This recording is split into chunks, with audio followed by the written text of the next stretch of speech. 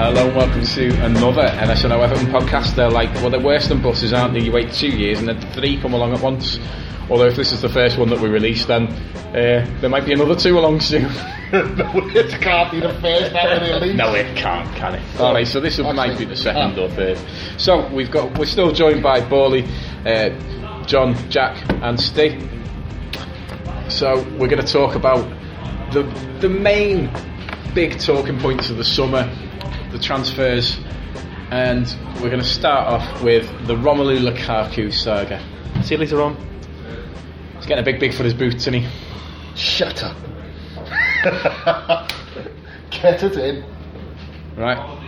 I don't know any Stormzy songs. Wobbling. No, you're wobbling there, right? John's got the wobbling. John quantifying what we're on about just by accident. That's in reference to the Irish Herald. Yeah. Before anyone starts... They're the racists, not us. It wasn't us. We're making a joke about the Irish Herald. Plus, it's much more refined than what we were going to do. We're making fun of racism, like Alf Garnett. It's alright. That's untrue. We're making fun of the Irish Herald. So anyway, who are racists. Yeah, but anyway.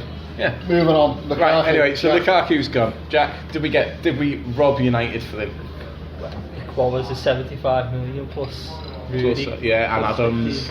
15 million. I think you couldn't ask so much more than that, could you? Especially when he's been saying he's going for about... since he got here, really, isn't it? Yeah, it's not like we were selling the player that didn't want to go, was but it? To be fair, we might miss him when we draw 0-0 with West Brom at home, and Rudy just kicking the ball 60 yards into the corner flag. I think we missed them against Rosenborg because they are exactly the level that Lukaku will score against. I heard a shout the other night as soon as Rooney had that chance where he just hit it wide quite early on in the first half, didn't he? And someone said, "Oh, Lukaku would have had that straight away." Yeah, Lukaku would have had that. So, to be honest, I'm glad he's gone. I'm glad the whole saga's over and done with. I was sick of hearing every transfer window, every European, every international break. He'd be off for his dad would be off, wouldn't he? His dad would be on one, giving it all in. This isn't the place for them. That's my impression of his dad, because that's Scouse. Your impression of a Belgian? He's Scouse to me, isn't he? You've all heard my impressions before. It doesn't work. John, move on quick before he starts abusing me. I'm with Borley. I was just bored of it all. I didn't even take much notice of it. I was just hurry up and go. Can't be bothered anymore. Yeah. It's a shame because he's probably the best player we've had in the Premier League era, at least striker anyway. And I wasn't that bothered about him leaving. Do you think it said a lot that Yannick Bolasie was the only player that said "see you later"? That is a bit odd, isn't it? Like? Yeah. I don't notice that. No one. I didn't really get onto it, but there wasn't much of it. We didn't really do it like farewell and good luck to it. I think the official club just said like Romelu Lukaku signed for Man U, whereas we were like too busy with Rudy, weren't we? Yeah. The whole. But like in the past, like someone like Oviedo, everyone loved, and that was everyone was like, "Oh, good luck, Brian." It's like because he respected. It says a lot that Dennis Stracqualese got more good luck messages than Romelu Lukaku. It was the whole Instagram Snapchat palaver. And his man love thing with Pogba. Oh mate, wouldn't you just love to have been in the next Villa? Yeah. Just so you could throw things at me. I very nearly swore then. Thing is, though, the next Villa was the Love Island Villa. Yeah, well, that would just them two together, they'll win it straight through, won't they? But you know, what's going to happen when either one of them scores for Man U, like in the league? It's going to be an orgy. It's going to be worse than the Ken and Chris rap. Well, there's going to be at least 7 minutes extra time at the end of the game because of the handshake. Man United are turning into like a grim version of diversity, aren't they?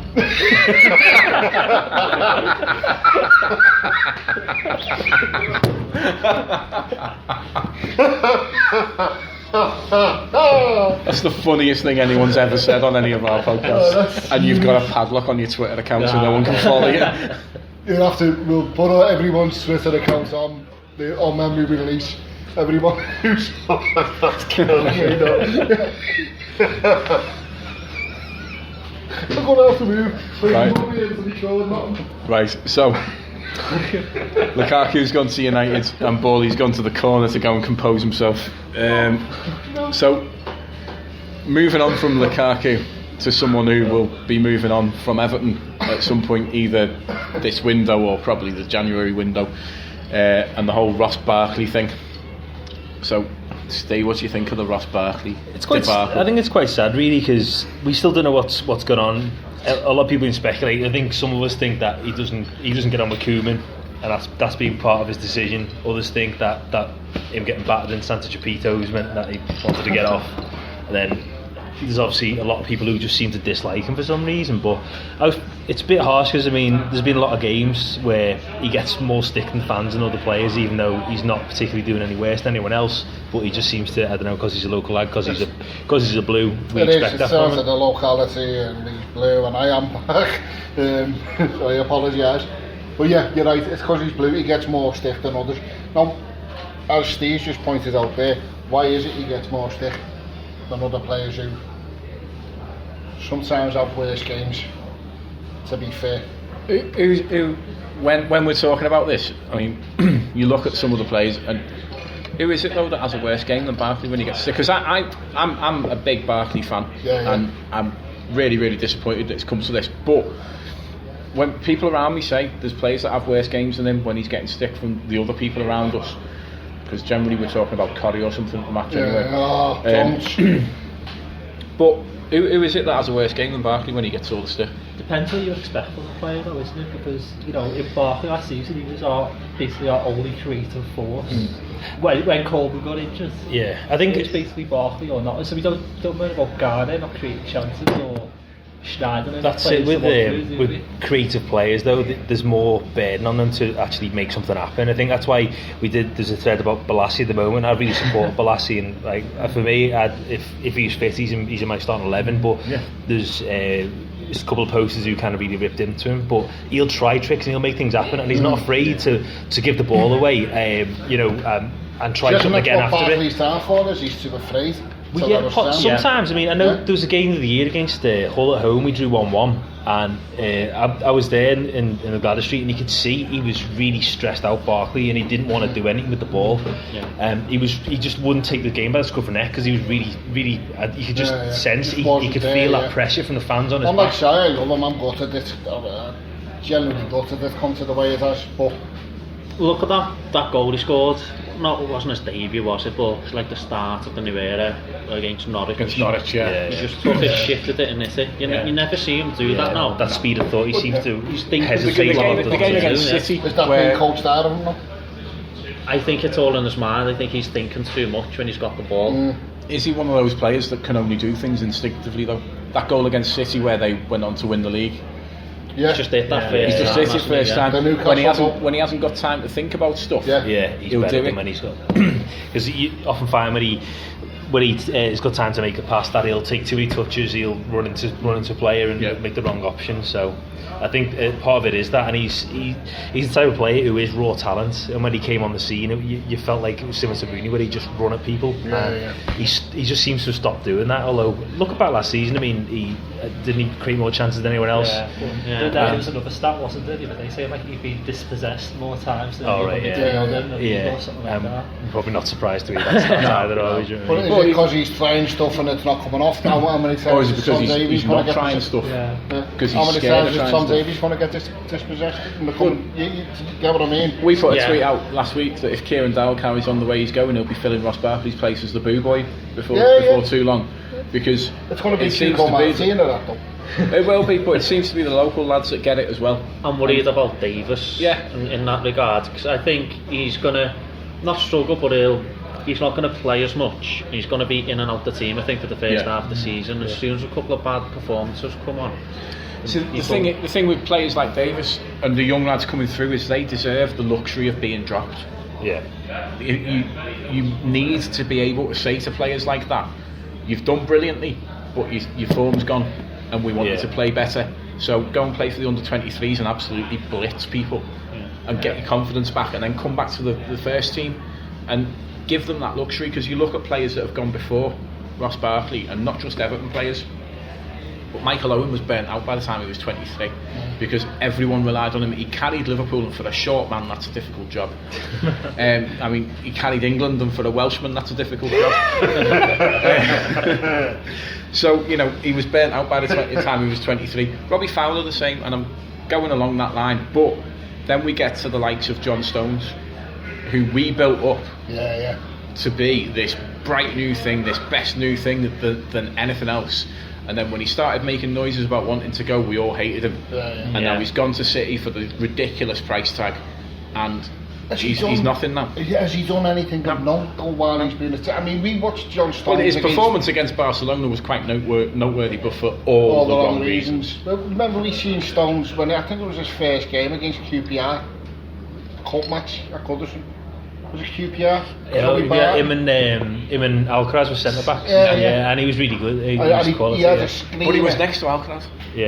So solid, reassuring presence alongside him. You wondered how it all went wrong in the Martinez era, don't you? I think though, I hope that was sarcasm, Jack. On John Stones, I think City fans' opinion of him is that he's been a good signing. I think the overall opinion with them is that they like him. Because he wears a cagoule. But I mean, I don't watch anyone other than Everton. I mean, I don't know whether you used to or not. I haven't got time or the brain power to watch anyone but Everton. See, I struggle remembering games. He still makes the same mistakes he did at us. It's just he's playing for Man City. He's not under as much pressure as in teams coming towards them. So because they've got another one to back him up and a better. You'd think he'd be perfect for Guardiola, wouldn't he, for them? But under Koeman's Everton, that's not going to work out, which is why Ashley Williams is just kind of a yard dog. But for me, that felt like he was brought in as we've been used to playing this passing style and possession, and we're not doing that anymore, so that's just a marker. Like similar with Niasse, I know Jack said on the forum that he thought that was just a real listen, that era's over. A statement by leaving him out, not giving him a lock. I honestly think it was a bit of a mistake by Koeman the way he treated him to begin with, and now he's given him a squad number. It's a bit weird. Do you get what I mean? Well, he hasn't took him on tour. No. He hasn't took him anyway. He's injured, don't he? You think he would, because you know what goes on tour stays on tour. So he thought he'd have left him behind with that manager, wouldn't he? He gave one pre-season match, didn't he, last year? Yeah. Or half a pre-season. That was the best attended behind closed doors friendly I've ever seen. There was about 3,000 people there. He had a half, didn't he? And he saw it, and he just thought no. But back to Barkley. Are we a little bit to blame as fans for what happens to these players? Yes, I think definitely in regards to Barkley. I think, as Steve said, you can notice it in the way he plays. It gets to him, and people go, "Well, he should man up. He's in the wrong profession." We're all different people. We all react to things differently, and he's just one of those people who lets the crowd affect them, whether good or bad. And I think as fans, we maybe should have realised that. And because it doesn't help any time he gets the ball on the halfway line and 40,000 people go, "Sam!" No, it doesn't help. They started doing that to Rooney on Thursday night. Yeah. That's exactly what happened Thursday night. Rooney was getting told to say, but I agree with you. The fans knowing that, I don't want to call them sensitive because it's all this man up thing. I don't believe in the man up thing. Look, as John said, we're all different people. You handle it different. There's 5 of us on the table that handle the situation completely different. Yeah. Every single one of us. Fans need to leave him be and let him create what he needs to create rather than telling him what to do. Where he's like, "Oh, what's going on?" The cup final was the semi-final when Jags was running after him saying they're not booing you, they're not booing you. That gave you an insight into what's going on behind in so the squad. He's obviously taken that on board, and they're all, because he's a creative player, so he's got a creative mind, and his mind's working 10 times faster.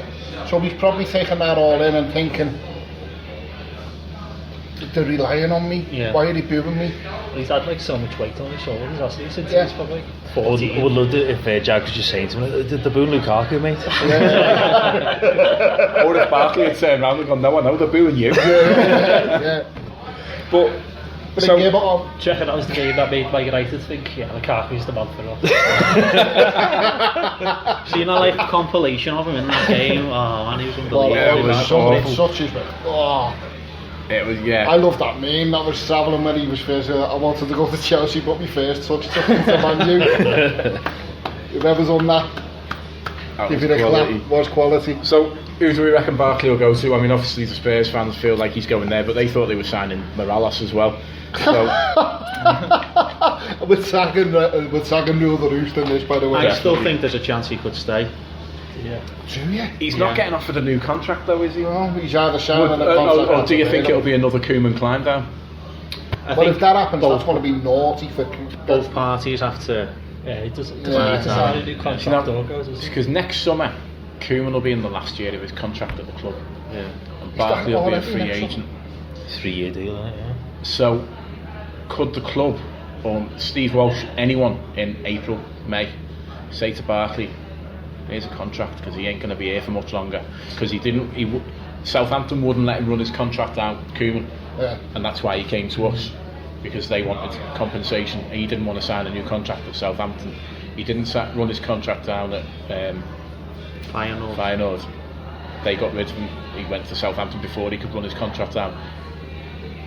Can we see him being here longer than next summer? And if we can't, is that where Barkley stays?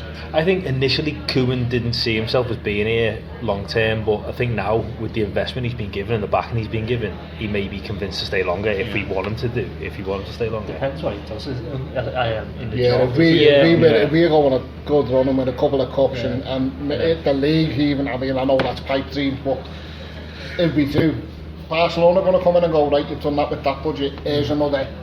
Pop another 200 million on that. The thing is as well, and it's Barca. Koeman sees what goes on behind the scenes. If we win something, is he going to go, right, I've done my job here, I've achieved that stepping stone, and I'll move somewhere else now? If he don't win anything, if he looks at that squad and looks and thinks, even if I spent another 75 million quid, 100 million quid, we're not going to win anything good next year, so I might as well jump ship now. I think if you look throughout his managerial career, he had a spell where he was jumping from season to season through like Ajax, Benfica, Valencia. Then at Feyenoord he kind of got a little bit settled, was in there for about 3 years. Apparently done really well, got the fans were really behind him, then moved to Southampton. Even when he left Southampton for us, it wasn't easy. No. He was very much making noises that I'm happy here, I want to stay for another season. We had to. That was really to run his contract down though. Yeah, true, but I think maybe he realises that I've got to stay at a club now for a couple of years, build something there and then move on. So it's a mid to long term project rather than. Yeah, I think he's realised if he keeps moving on, then he's going to become one of those nomadic managers that does not. Yeah, he's up like Mick McCarthy. But okay. Okay, Mick. So this is Steve McLaren with that accent. So the Dutch Steve McLaren. So moving on to the future then and building something. Do we even want Gylfi Sigurdsson anymore? Is anyone bothered? If you just said to me we're signing Gylfi Sigurdsson like at the start of summer, I'd be thinking, he's a really good player, he's made up, but you do have to take the fee into account. I know people have said, well, it's not my money, so why should you bother? But in a way it kind of sets a precedent and you think, well, are we going that much over our record signing for him? Gylfi Sigurdsson. Yeah, but look at Nemanja Matic going to Man United for £14 million a day, and he's a defensive midfielder.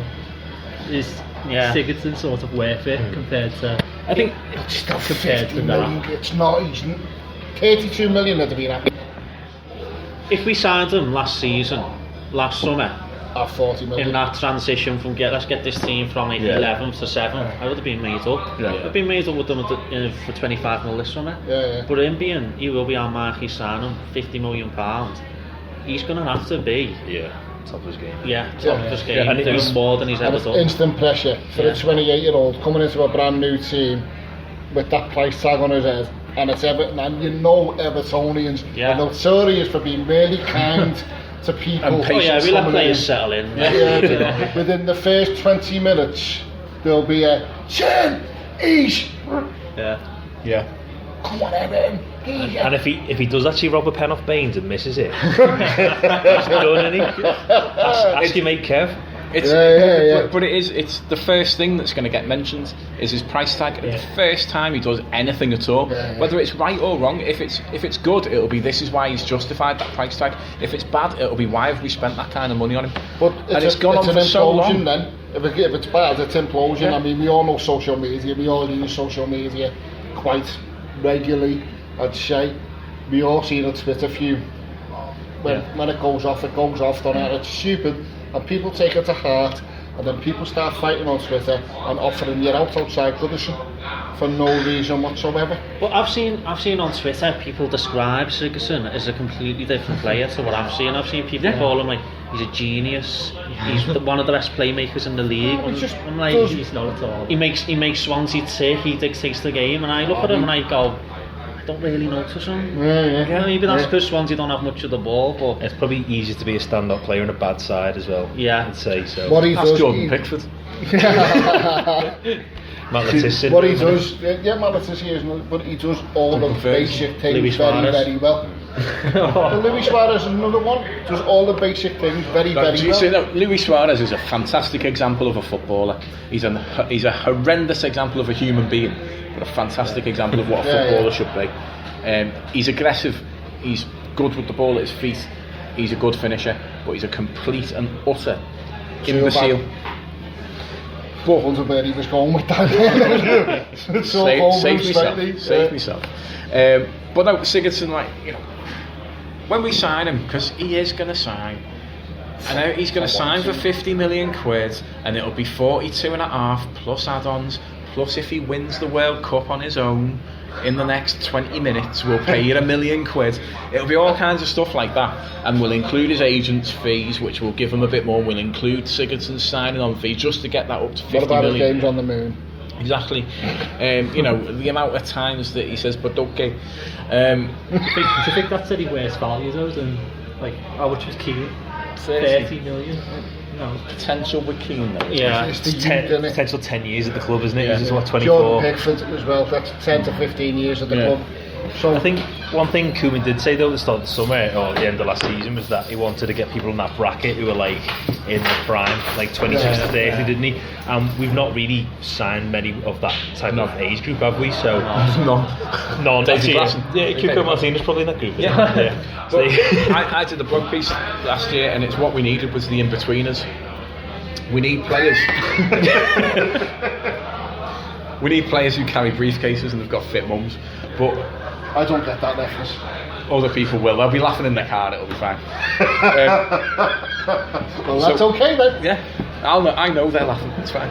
So we need players who are good enough for Champions League teams, but who are too much of a risk at the moment for those Champions League teams. Michael Keane and Jordan Pickford are examples of those. They aren't going to stay at Everton if we don't reach the Champions League, but if they shine, they will move on to the likes of Man City. You know, that kind of team. Or we need players like Wayne Rooney, who are good enough but too old. And we need that kind of player to elevate us to the next level where we can buy Neymar. What was we can't afford his dad though. No. I know we've been placed out to Neymar, which is unfortunate. But sounds like a Roberto Martinez press conference. What would your alternatives to Sigurdsson be? Mahrez maybe? He's a different player though, isn't he? Actually, I don't know. I mean, I'm just sick of hearing about it now. I've gone all Ross Barkley and Lukaku on him. I just want it over and done with. Sign him or don't sign him, I don't care. I'm trying to understand what if someone's just brought like a string of bells in or something there. Reindeers coming and everything. But I mean, I don't know. Do you reckon Coutinho's got him?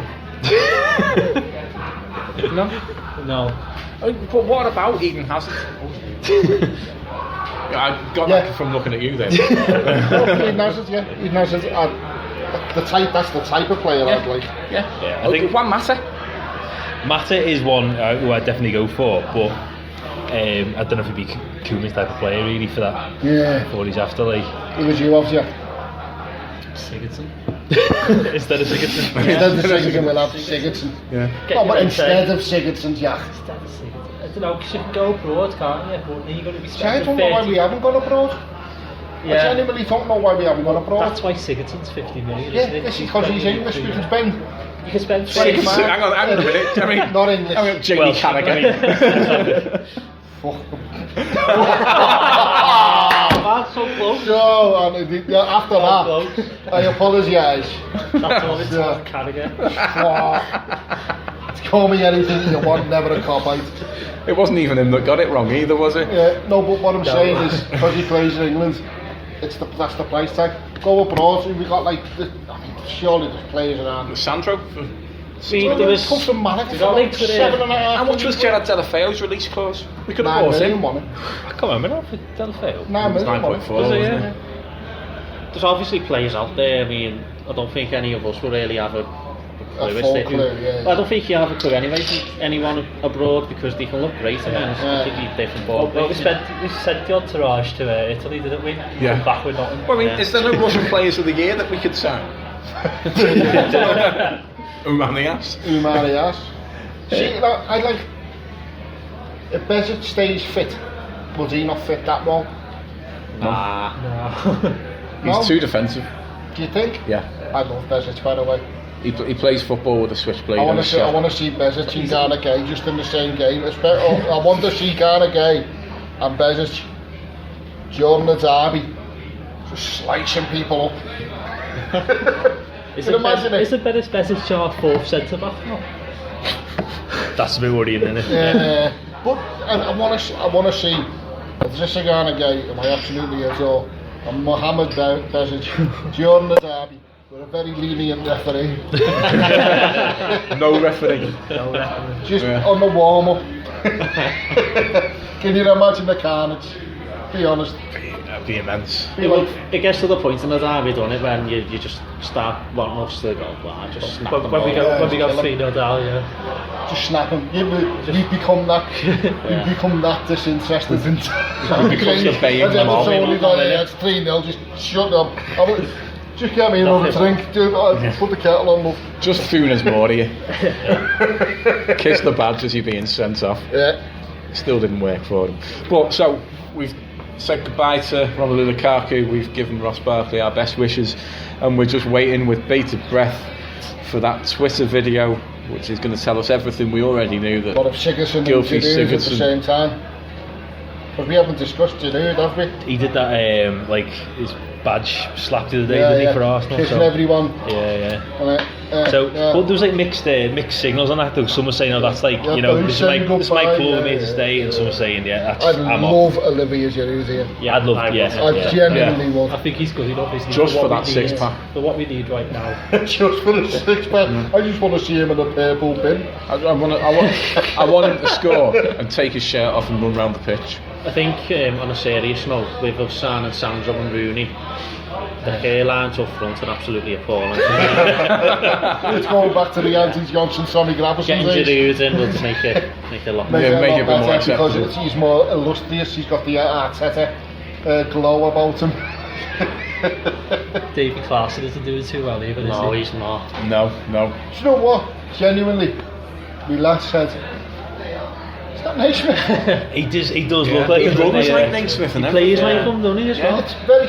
But Got a bit more see, ability to- I was a Yeah, big yeah. supporter. I was a big supporter of Naismith because he was always in 5-6 yards of space, Yeah. 10 yards of space. Always made space for himself. Yeah. Wasn't the classiest footballer in the world, but I loved him because he was Found out always why that available. was, though. What? Didn't wash. Well, And now he's gone to Norwich.